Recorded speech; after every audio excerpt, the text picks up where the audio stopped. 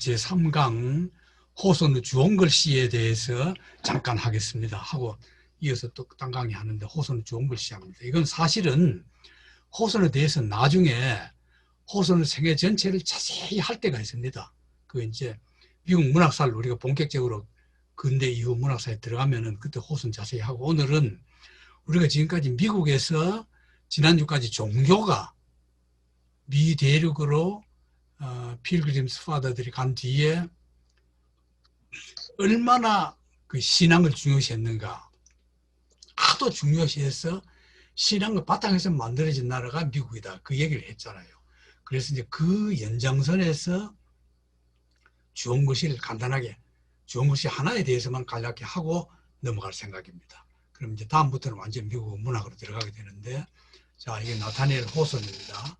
아마 미국 문학 하면은 이 사람이 뭐 거의 대표 작가라고 할 만큼 그래도 어떤 그 인간적인 깊이나 사상적인 깊이가 있는 작가인데, 오늘은 딴 작품은 다 빼고 주홍글씨 하나에 대해서만, 이게 미국 그 기독교사에서 어떤 위치를 점하고 있느냐, 그걸 이제 점검하기 위해서 이것만 하고 이제 다음 강의로 넘어가는데, 4살까지, 여기서 태어나서 4살까지 살다가 이제 다시 이사를 갔죠.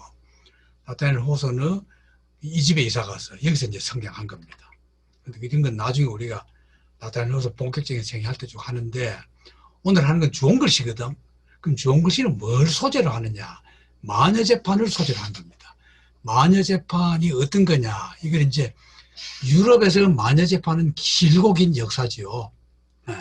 그런데 이제 미국에서는 이게 그냥 유일하게 처음이자 마지막인, 이건 뭐 마녀재판 별로 그렇게 역사에 남는 게 없어요. 그만큼 중요한 게 바로 호선의 고향 세일럼, 여기서 일어나거든요. 요거 실제로 주홍글씨의 사상적인 그 바탕, 이게 뭐냐? 마녀재판에서 나온 거다. 호선이 왜 이걸 썼느냐? 마녀재판이라는 사건이 첫째, 두 번째는 자기 조상 중에 하나가 마녀재판 때 판사였어요. 판사로 아주 그 오심을 한 거죠. 마녀 아닌 사람을 마녀로 몰아가지고 죽이기도 하고 이랬단 말이죠. 그런데 그 조상성이 원래는 하손 이렇거든. 하손, 뭐 A 발음을 O로도 하잖아요. 그리고 호손 이래 했는데, 나타넬 호손, 소설가 나타넬이 여기다가 A 뒤에다가 더블자 넣어버려요. 그 차이가 나죠. 그게 이제 왜 그러냐면, 일부 사람들은 자기 조상의 그 죄악을 반성한 뜻에서 자기는 뭐 그 호손이 넣었다고도 말하는데, 그건 이제 해석이고, 왜는지 모르지만 어쨌든 더블직자가 다시 하나 들어가 버린 겁니다. 그 조상 중에 그 판사했던 사람은 존 호손이에요. 이때 1692년에 이제 마녀 사냥이 일어났거든요.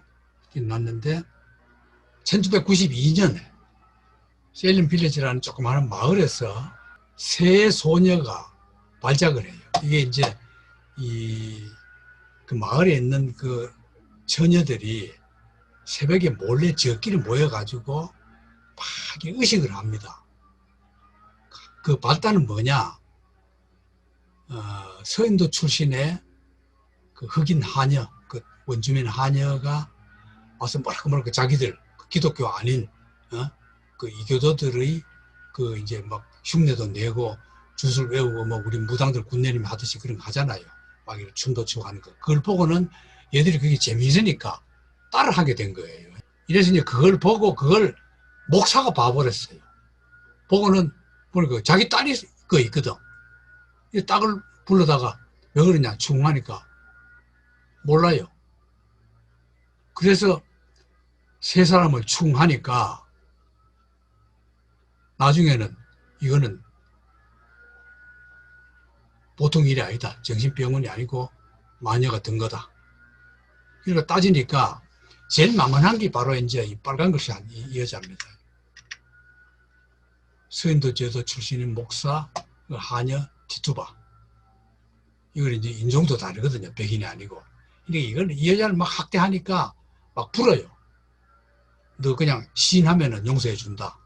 네가 마녀 보고 마녀 말 들었다는 걸 시인하면은 용서해 준다 하니까 좋다. 그러니까 이제 자기 혼자 안 뒤집었으니까 거기 함께 이제 의식했던 누구도 했다 하니까 또 오자마자 다들 누구 되고 해가지고 계속 풀어놔요. 이래가지고 3개월 만에 100여 명 특별재판부 구성되어서 부지사가 재판장이 7인 재판으로 늘어나고 종래는 185명이 체포됩니다. 59명이 기소되고 31명이 유죄 판결 받고 19명이 교수형을 받고 1명이 고문사하고 고문하다 죽어버린 거죠. 이러니까 이거 난리 났어요. 처음 예상보다 커져버린 거죠. 이러니까 하버드대 총장인 목사가 악령에 관한 양심의 사례들, 이게 얼마나 억울한 사람이 있느냐는 걸 해가지고 비판했습니다. 그러면 안 된다 하니까 총독이 드디어 10월 달에 재판 정지령 내립니다. 그 이듬해 재판부를 새로 속개해가지고 대부분 석방시키고 유죄 판결 받은 사람들에게는 총독 사면령 내려버립니다. 그 결국 1692년 초에 일어났다가 그의 하순경에 그 1692년 1년 동안을 꼬박 이런 일이 일어나서 이제 벌어졌단 말이에요. 그게 이제 바로 진짜 있었던 세일럼 지역의 유명한 마녀 재판 그 운동입니다. 이걸 20세기 들어와서 아서 밀러라는 유명한 미국 최고 극작가가 시련 더 크루시블이라는 이 영화를 만들어 가지고 날렸습니다. 이 영화 나온 게 1953년 원래는 희곡이거든. 그 뒤에 이제 영화됐는데 이 희곡을 쓴 목적은 뭐냐면은 50년대 미국의 메카시 선풍이 일어날 때 반공 선풍 이래가지고 아무나 다 빨개라고 잡아넣었잖아요. 잡아넣어가 죽이고 스파이락하고 뭐 징역 살고 고문하고 이랬거든요. 그럴 때 아서 밀러도 걸려요. 그러니까 너무 좀 마녀 사냥하고 똑같다 해가지고 만든 건데 이걸 보면 아주 이 영화가요 징그러워요. 징그러워. 이건 영화입니다. 이게 이제 1992년에 있었는데 아서 밀러의 크루시블이라는 이 영화 이건 여러분 볼 수 있습니다. 유튜브 들어가면 여기에 대한 다 볼 수 있어요. 있는데 이건 뭐 내가 얘기했던 거의 그대로입니다. 거의 그대로 내가 볼 거 없고 다만 이제 궁금한 분들은 이 영화를 다시 보면 돼요. 그걸 보시고 그러면 이제 이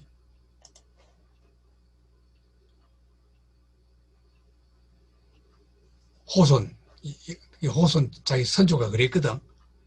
그랬는데 나타낼 호손이 우리 역사에서 기록하기에 가장 부끄러운 치욕적인 사건이다. 이렇게 평을 하면서 이걸 가지고 이제 소설을 쓰게 된 거죠. 그러면은 자 봅시다. 이때 그럼 세일럼에서 왜 이런 일이 벌어졌냐면은 사회 사적으로 보면은 서현도 출신 노예, 서현도 출신은 그 가정부들이죠. 가정부들이 다 여기 와서 이제 나머지 가정부를 하고 있거든, 백인 가정에. 있으면서 이제 심할 때 동네 처녀들하고 막 노래하고 이런단 말이죠. 근데 거기서 처녀들이 그냥 그걸 흉내내고 하다 비밀 지표를 가지고 하다 이제 그렇게 돼버린 거죠. 그랬는데 고발했던 사람들은 세일럼이 이제 농촌입니다. 농업이 위주가 돼요. 농업한 사람들, 농사 짓는 사람들 되게 보수적이거든. 그런 농사를 지으면서 전통적인 퓨리탄 청교도 정신 그대로 모세 오경을 지키는 사람들. 이 사람들이 고발한 사람들이고. 고발 당한 사람들은 누구냐? 주로 가게 하는 집이나 교역자들, 상인계층 어때요? 농사 짓는 사람보다는 같은 동네에 살아도 집집마다 문화가 좀 차이가 나죠. 이런 데서 오는 어떤 갈등 같은 게 이제 이런 걸 유발했다고 보는 거죠. 자, 이게 이제 우리가 그때 얘기 갔거든요. 세일럼에 가서 여기 가면 마녀재판 박물관이 있어요. 박물관에 벽에 붙어 있는데 이걸 보면은 이 역사가 그대로 자세히 다 나와요. 붙어 있던 걸 그대로 이렇게 촬영한 겁니다. 이거 뭐 지금 여러분들 읽어볼 시간은 없고 대충 읽어보십시오. 이렇게 됐는데 소설을 언제 배경으로 했느냐. 이 마녀재판이 일어나기 50년 전에 그러면 이제 호선이 생각할 때 이런 거야. 아, 이런 마녀 재판이 왜 일어났을까? 이런 사건이 일어날 수밖에 없었던 역사적인 필요성이 있다. 그 필요성이 뭐냐? 바로 퓨리타니즘. 그 당시 신앙인들이 가졌던 편협한 신앙관. 그 때문에 이런 사건이 일어났다. 그러면 나는 이 마녀 사건 자체를 다루기보다는 마녀 사건이 일어나게 된 역사적 시대적 배경을 파고들자 해서 마녀 사건이 일어나기 반세기 전에 50년 전 1642년입니다. 쉽게 말하면은 마녀 사건은 1692년에 일어났거든. 그런데 주홍글씨의 배경은 1642년이에요. 그럼 이민 온 게 언제입니까? 1920년이거든. 이민 와서 불과 한 22년 지냈을 때입니다. 이때의 세일럼 마을의 아주 보수적인 모세 오경에 입각한 청교도들의 가치관. 그럴 때 헤스터 프린 같은 여자가 나왔을 때 어떤 일이 벌어질까 동네에서. 그걸 쓴 것이 바로 이거다 이거예요. 이래서 이제 이 나타넬 호손이 세일럼 세관에 근무한 적이 있습니다. 그때 진짜 A자 자수가 있는 옷을 봤어요. 그 세관의 박물관에서. 보스턴에서 30분 거리 외향세관인데 이때는 6대 도시로 관세가 국가 수입의 12분의 1 차지할 때 대단할 때입니다. 이때 이제 이게 있었는데 이 세일럼 외향입니다. 지금은 뭐 아무것도 없죠. 옛날에 굉장히 번창했던 거죠. 나타넬 호손은 동상 이제 좋은 것입니다. 자, 지금부터 이제 좋은 것이 들어가는데 여러분들이 줄거리는 거의 다 알잖아요. 그래서 내가 그냥 간략하게 쫙 훑을 테니까 보십시오. 제1장 소설의 제1장 소설 얘기한 뒤에 나중에 내가 사상적인 걸 얘기할 테니까요. 제1장 옥문이 열립니다. 옥에 갇혀있던 여자가 나와서 헬스풀이 나오거든. 나와가지고 바로 집을 안 가고 광장으로 갑니다. 광장 가서 광장 이 단 위에 딱 서요.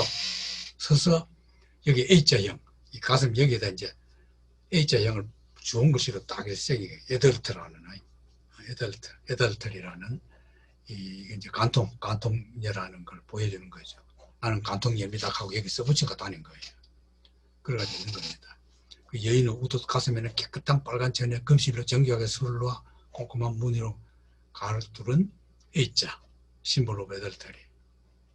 그래서 이제 그래 여자를 세워놓고 이제 그 간수가 나와서 시민들이 모였거든. 간통녀를 보려고. 모이니까 그것을 이제 말을 합니다. 공개를 합니다. 부정은 100일째 드러나기 마련인 그 정의의 고장이 바로 매사추세츠다. 근데 이 매사추 식민지에 축복 있기를 빈다. 자, 헤스터 앞으로 나와. 그 좋은 글씨를 광장에 먼 여러분께 보여라. 이래 하고 이제 헤스터 딱 불러내가 광장 시민들 앞에 딱 세웠단 말이죠. 단상에서. 자, 원래 그 죄에 대한 형벌은 사형이다. 그러나 재판관님들의 자비심과 동정으로 헤스터 프리는 처형대 위에서 3시간 동안 서 있을 것과 그 다음은 죽을 때까지 가슴에 치욕의 표시 달아야 한다. 그 서 있는 게 그냥 단상이 아니고 처형됩니다. 처형돼서 너가 이렇게 죽을 수도 있다. 근데 재판관들이 관대하게 살려준 거다. 그 3시간 동안 시민들 앞에서 이걸 보여주고 죽을 때까지 A자형 떼지 말고 평생 그 옷, 당신이 갈아입는 옷에도 A자를 달아야 된다.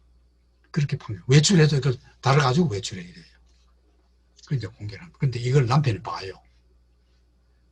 오랫동안 행방불명된 남편이 몰래 봅니다.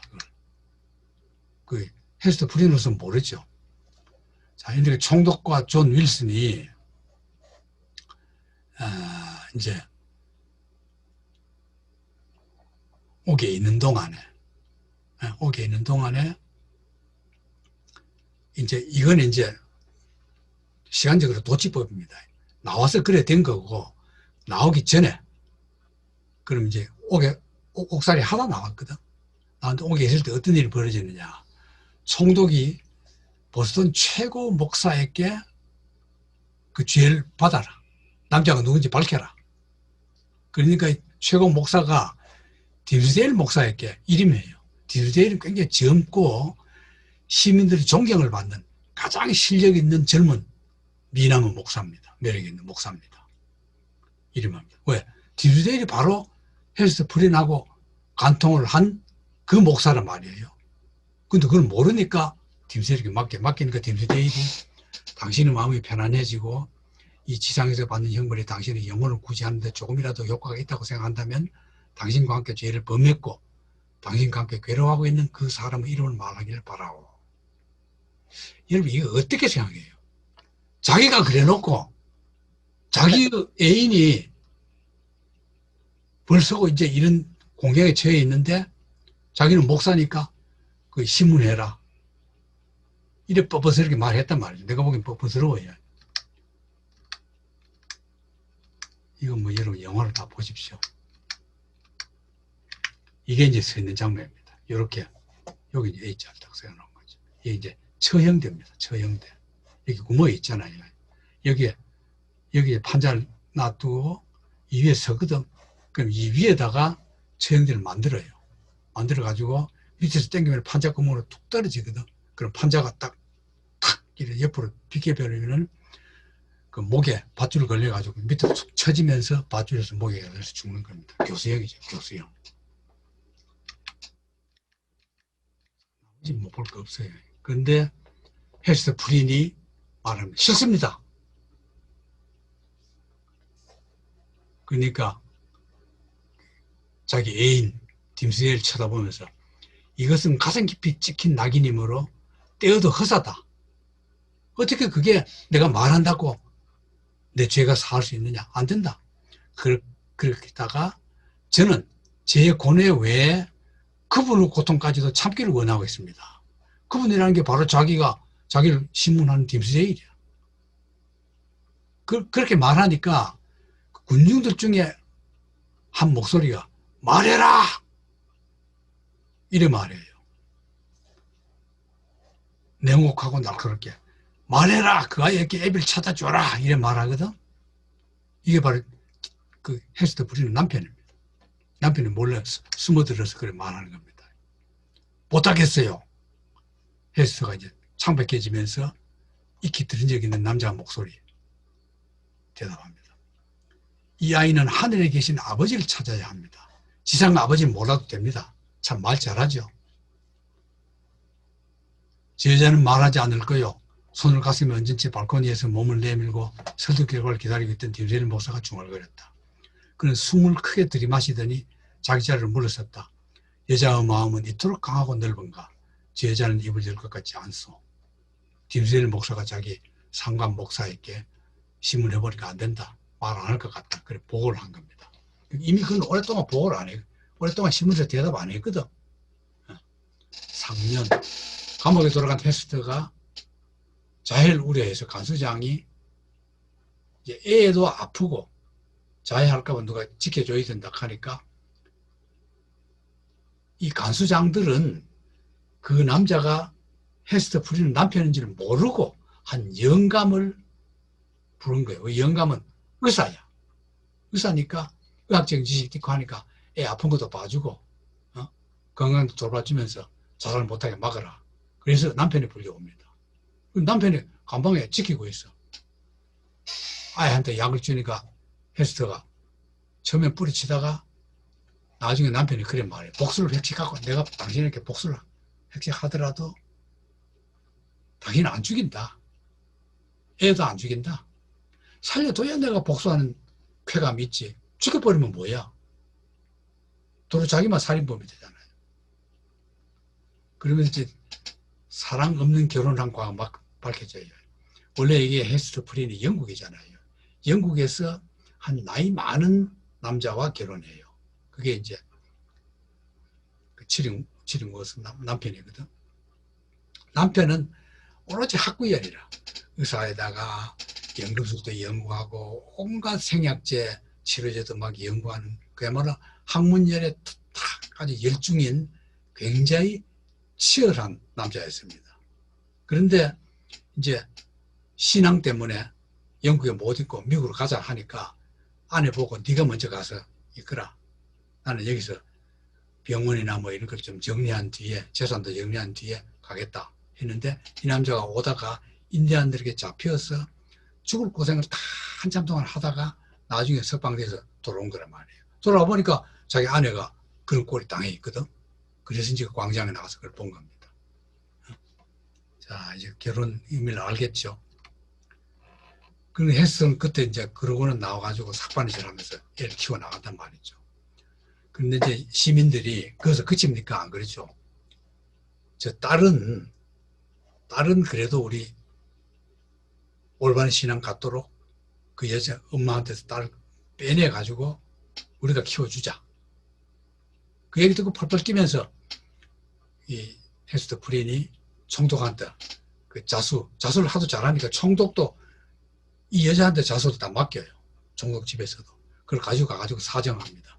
그래서 짐스 데일도 총독한테 들어줘야 된다.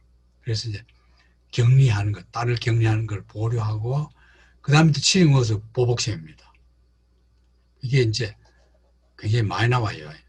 9, 10, 11, 12장 전체가 이제 치링워스가 치밀하게 보복을 해 들어가요. 어떻게 들어가느냐. 치링워스는 학식도 있고 머리도 잘 돌아가거든. 그러니까 여자를 괴롭히는 것이 아니라 딱 딤스데일이라는 걸 알아요. 눈치채버렸어. 그래가지고 딤스데일을 못 견디게 합니다. 막 양심의 가책을 느끼게끔. 절대 당신 의심한다 소리도 안 해요. 그 딤스데일 아프면 약도 다 지어주고 의사니까. 그런 딤스데일은 그걸 눈치 못 채요. 그만큼 이 남편은 교활하단 말이에요. 이렇게 하나하나 해나가거든. 그러다가 나중에 자꾸 세월이 흐르면은, 시간이 흐르면 어떻게 됩니까? 사람들이 그 여자의 죄를 기억하기보다는 행동을 기억하거든요. 행동으로 다시 판단하거든. 이래서 A라는 의미가 비극적인 삶, 천사, 예술가, 그걸 상징할 수도 있지 않느냐고, 오히려 헤스터 프린에 대한 동정적인, 참, 쟤를 하나 데리고 사는 게 얼마나 힘드느냐, 삭바느질 해가면서. 그렇게 돼버려. 그런데다가 자선의 수도냐, 별명이, 이렇게 참여해가지고 엄청나게 부지런히 봉사를 한단 말이죠. 헤스터와 의사, 드디어 이제 남편을 만납니다. 만나가지고 헤스터가 막 하소연해요. 그 조용하고 지적인 학자의 뭐 옛모습은 흔적도 없이 사라지고, 한마디로 말해서 당신은 인간이 상당히 하는 그렇지 악마의 일에 손을 댈 의향만 있다면 악마로 배신할 수 있는 힘을 구비하고 있는, 그야말로 아주 교활한 인간을 변해버렸다. 왜 네가 당신이 그래 됐느냐, 이렇게 따지는 겁니다. 그래서 이제 헤스터가 남편에게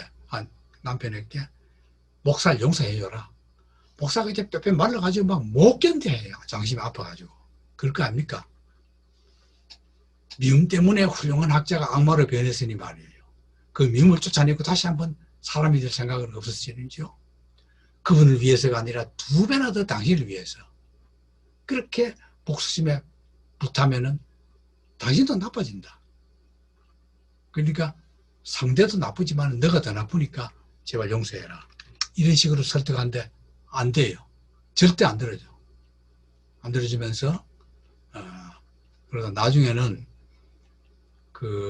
원래 그 남편이 처음 만났을 때 내가 당신은 남편이라는 걸 절대 비밀로 해다오. 그 대신에 나도 이러한 걸 너한테 나도 안 죽인다, 뭐 어떻게 한다, 그걸 약속할 테니까, 아내인 너도 내가 남편이라는 걸 절대 비밀로 해다오. 그 비밀 지키겠다 그랬어요, 헤스터 프린이. 비밀 지킨 데는 헤스터 프린이 뭐 선수잖아요. 지 애인도 공개 안 했으니까. 그거까지 지켜도 나중엔 도저히 안 되겠거든요. 목사가 너무 말라가, 자기 애인이. 뼈뼈 말라가지고 다 죽어가요. 그러니까 나중에는 할 수 없이 헤스터 프린이 목사에게 말합니다. 당신 치유하는 주치의가 내 남편이다. 그러니까 목사도 참 어지간해요. 자기가 죄인이라는 걸 숨겨진 건 잊어버리고 나는 당신을 용서할 수 없어. 어떻게 남편이라는 건 진작 알았으면 자기가 치유 안 받을 텐데. 다른 대응책을 내놨을 텐데. 이러냐. 그러니까 이제 헬스터 프린이 막 달래가지고 결국은 목사도 어쩔 수 없이 용서합니다. 그래가지고 그 다음에 어떻게 하냐. 이게 이제요. 사건을 가면 이게 이제 명작인 이유가 있습니다. 그렇게 됐을 남녀가 어떻게 행동하겠느냐 보면은 결국은 나중에 목사도 별 수 없어요. 타출하자. 이 지역 떠나가지고 둘이서 애 데리고 멀리 어디 가버리면은 미국은 땅덩은 넓으니까 갈 데도 많아요. 그럼 거기 가서 그냥 살면 되지 않느냐. 그 타출 기도합니다. 배도 예약하고 뭐 다 하는데 그 뱀 같은 남편 치링워스가 딱 그걸 캐내가지고 알아내요. 알아내가 방해해서 못 갑니다. 그럼 못 가게 돼요. 이래서 이제 이걸 이제 해석하는 방법은 뭐냐 하면은 헬스터 프린 관통녀죠. 이거는 revealed sin, 드러난 죄, 유혹녀, 적극녀. 그러니까 원래 재판받고 하던 그 윤리, 그거는 17세기 초엽에 그 초기의 1940년대 초기의 그 퓨리탄의 도덕률 때문에 심판을 했지. 실제로는 얼마나 적극적이냐, 매력이 있느냐, 능력이 있느냐. 이렇게 해서 죄를 딱 드러내버리고 새 사람을 찾으면 그래 된다. 긍정적으로 본 겁니다. 이래서 헬스터 딤셀 이걸 아담과 이브를 비교해가지고 아담 이브가 어때요? 부끄러움을 모르고 선악과 안 먹고 지키고 있다가 진작 선악과 먹으니까 부끄러움을 알게 되잖아요. 다 알게 되잖아요. 눈을 떴잖아요. 지혜를 가졌잖아요. 그러면 비록 죄를 저지르더라도 지혜를 가지는 게 낫지. 이거 하지 마라 그냥 계속 요것만 해. 여러분 그렇게 해서만 학교가 왜 필요해요? 교육받지 말지. 성당에만 다니지. 교회에만 나가지. 그 결국 아담과 이브하고 똑같다. 선악과를 먹었기 때문에 우리도 살 수 있고 우리 인간도 생겼고 더 지혜로웠고 몸이 발전했다. 그러면 헬스 프린도 마찬가지다. 이래서 임모랄이 지식을 가졌고 다른 여자들이 감히 밟아보지 못한 길을 걸을 수 있었고 용감하기가 뉴 잉글랜드 지역에서 누구도 범접하지 못한 용맹성을 가진 것이 바로 헬스터 프린이다. 긍정적으로 본 거죠. 그럼 디스데일은 어떠냐? 컨실드. 숨긴 죄예요. 칼뱅파거든. 대단한 실력가입니다. 그런데 자기 죄를 숨기니까 치팅, 거짓말한 목사잖아요. 이걸 숨겨진 죄, 말하자면 숨겨진 죄를 가진 것이 오히려 더 괴롭다. 헬스 프리는 조금 더 걱정 안 하고 당당하게 살아가거든. 그런데 딤스웨이는 결국 빌빌빌 그냥 자기 양심의 가책에 쪼들려가지고 결국 죽게 되잖아요. 자, 이걸 이제 말하는 거죠.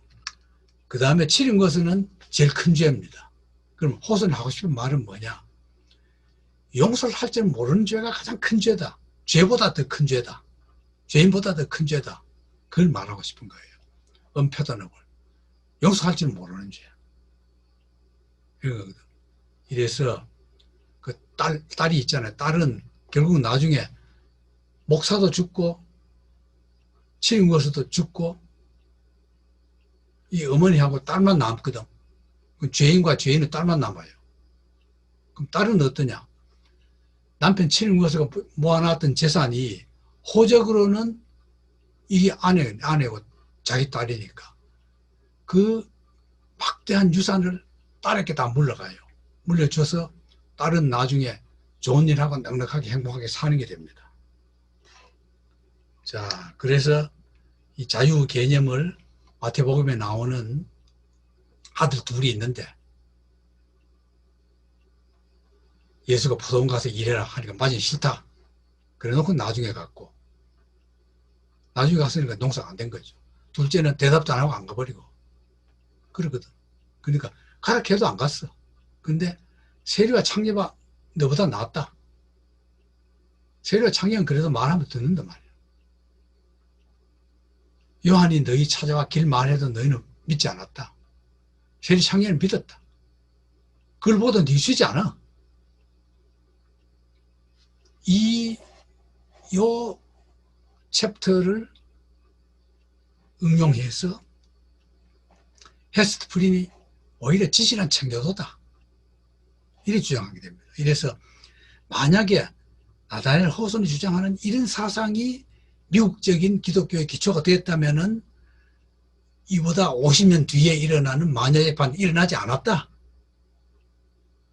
그렇게 보면 헤스트 프린을 죄악시했기 때문에 결국은 그보다 50년 뒤에 만자재판도 일어났다 이래 보는 거죠. 이래서 자유라는 개념을 국가 침해에 저항하는 자유방임주의.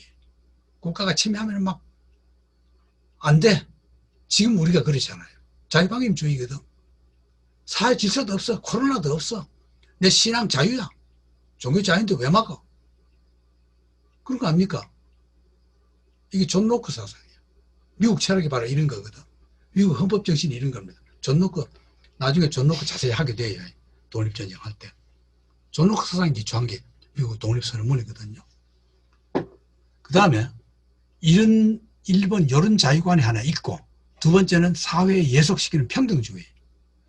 사람들이 같이 잘 살려면은 나도 희생해야 된다, 어느 정도. 이건 뭐냐? 루소와 존 스튜어트 밀. 이 사람들, 이 두 가지가 있단 말이에요. 두 가지 있는 데서, 이걸 적당히 잘 얼버무려야 되는데, 완전히 신앙에만 치우쳤을 때는 진정한 자유가 없다. 그걸 이제 호소는 말하고 싶었던 거죠. 자, 이제 대충 알겠죠? 자, 요것을 이제 요 강의를 끝내고, 그 다음 이어서 이제 바로 벤자민 프랭클린 자서전을 하게 됩니다.